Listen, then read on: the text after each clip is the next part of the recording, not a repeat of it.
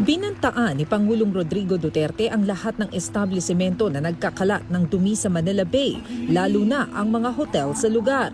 Babala niya, ipasasara niya ang mga ito. Sa mga hotel, yung palabas na yung mga tae ng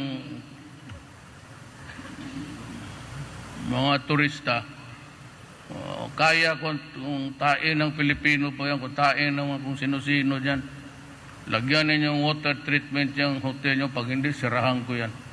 Sa Barangay Summit on Peace and Order sa Pasay City kanina, inatasan ng Pangulo sina Interior Secretary Eduardo Año at Environment Secretary Royce Matu na simulan na ang paglilinis sa Manila Bay.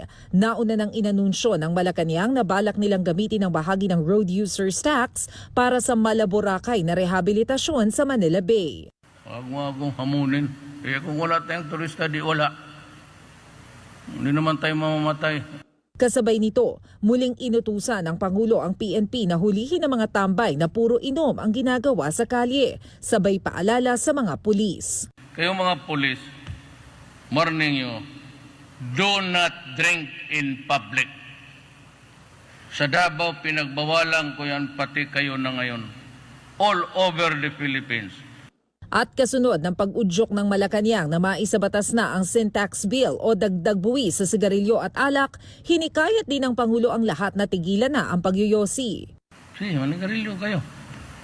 Sabihin mo lang sa akin na tinamaan ka ng cancer. Padalang kita ng mga peking medisina ng huli ng mga NBI para hindi ka na gumaling. Bakit mo patagalin mo sarili mo? Ginusto mo yan? Hindi rin nakalusot ang ilan sa mga paborito niyang punahin, kabilang na ang Commission on Audit. Kuha na let's kasi yung kuha, every time may mali talaga. Ano ba itong kuha na ito? So mag-kidnap tayo ng taga-kuha, lagay natin, torture natin dito. May bagong hirit din siya sa Simbahang Katolika isang araw bago ang pista ng Itim na Nazareno. So in separation of church and state, do not use the platform of simbahan. Kasi pag ginamit mo ang platform, magsalita ka sa tao, linggo-linggo, at sabihin mo akong demonyo ako, kung demonic possession, kung ano-ano na lang. Tapos gaganong ka sa Diyos, sana mamatay na si Duterte.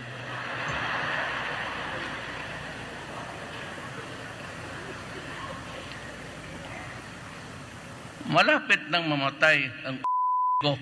Sinamantala rin ng Pangulo ang pagkakataon para i-endorso ang mga nais niyang manalo sa Senado. Kasi pag matalo yan sila, nakita ko man listahan taga saan kayo, hindi na ako magbisita sa inyo. Umaaksyon, Maricel Halili, News 5.